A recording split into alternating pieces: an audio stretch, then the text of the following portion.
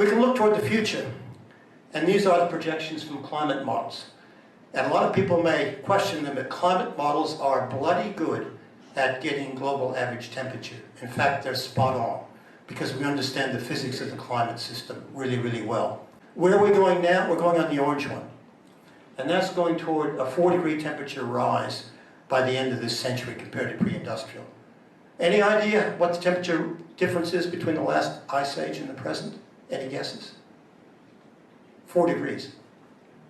So we're talking about a shift as big as between an ice age when mastodons and woolly mammoths were around and humans barely survived. We're talking about the same difference, but not in 5,000 years, in 1 century. So let me put that change on the same time frame that I just showed you.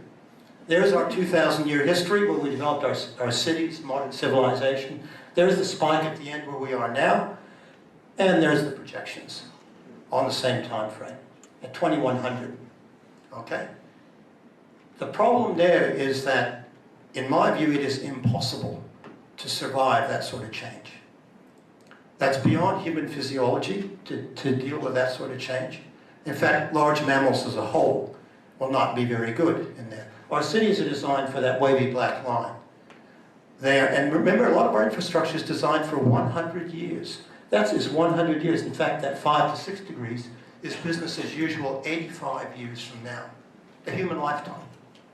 So let me just leave you then with a couple of numbers here. That's what we're committed to, by the way. Even with the fastest rollout we can of solar, of non-carbon transport, of different agriculture, we're committed to pretty much 2 degrees. We're not going to make the Paris 1.5. That's already out of the question. And that's already a big shock. But that is where the trajectory we're on now.